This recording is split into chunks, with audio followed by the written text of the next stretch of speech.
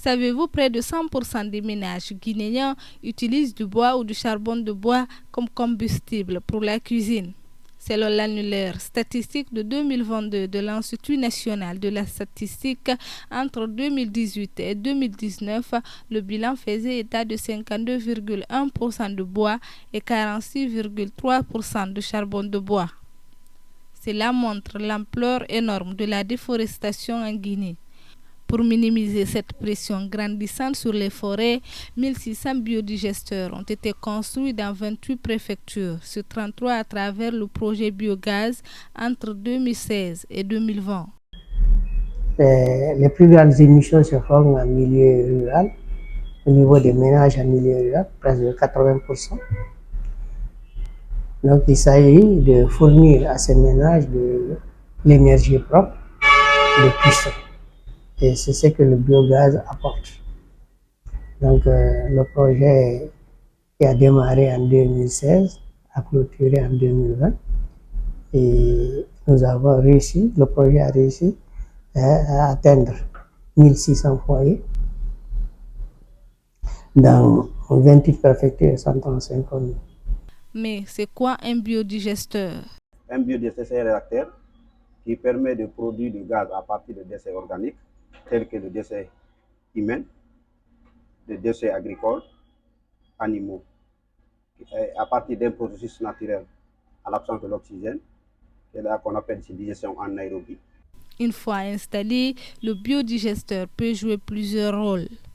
Pour comprendre davantage son fonctionnement, nous nous sommes rendus à Béréahori, à 13 km de la ville de Kindia.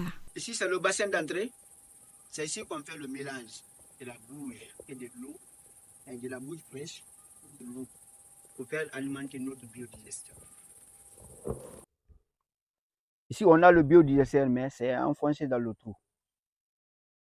Vous comprenez? Il y a le biodigesteur et le dôme. Le dôme là, c'est ça qui est là à réserver le gaz, le détenteur de gaz. C'est sur le robinet là qui est fixé sur le dôme. Et c'est ça qui alimente directement la cuisine. On a un tuyau d'alimentation qui est mis sur la terre, jusqu'au niveau de la lampe et de la cuisine. Bon, là c'est le bassin de sortie.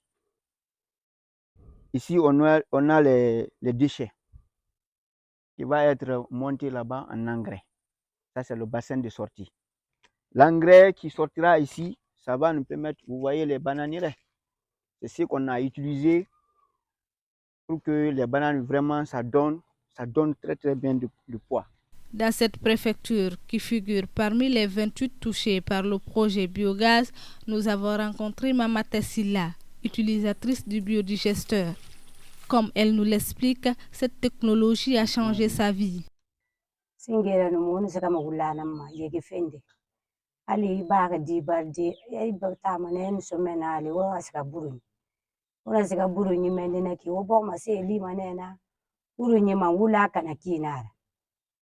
Ali yege fe magulama onu wiye nyinara onu fuye mufatam donc mona ga isato moto bare isato fa gitanga fe problem mona toro mona ninge nan na baloma mo ga ninge nyaye mona nan na ga mana sama ikukona jite wa makuri so fa leriyo ikuri so mara na leine fite de na ganga iti siga nyaye matongo to araga ifa wali na na ba mena. En dépit de ses nombreux avantages, l'accès au biodigesteur n'est pas aisé. En plus de son prix qui grimpe depuis la fin du projet pilote, il faut au moins 8 têtes de vache pour le rendre opérationnel. C'est-à-dire, il y a une condition qu'on appelle les conditions d'acquisition d'un biodigesteur. Pour avoir un biodigesteur, il faut remplir certains critères. D'abord, la première critère, c'est quoi? C'est avoir la bétail, la matière première et avoir de l'eau. Le coût, à l'état actuel, avant, c'était dans les 7,5 millions au temps du projet. Mais si nous regardons le coût, il y a une différence.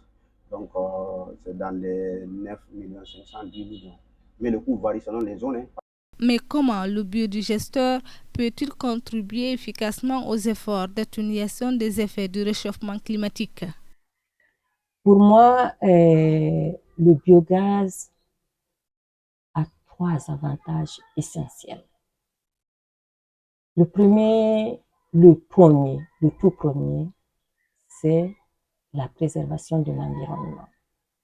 C'est l'atténuation des effets des gaz à effet de serre. À partir de ce moment, qu'à la place du bois qu'on a coupé, qu'on a transformé en charbon ou pas, à partir du moment que ce n'est plus ça qui est utilisé, on réduit la consommation du bois. Donc, on réduit la destruction des forêts. Un biodigesteur qui fonctionne permet de préserver 0,28 hectares de forêt par an. Elle permet également de capter 6,02 de tonnes équivalent en carbone selon des statistiques de l'Agence nationale de promotion de la technologie du biodigesteur.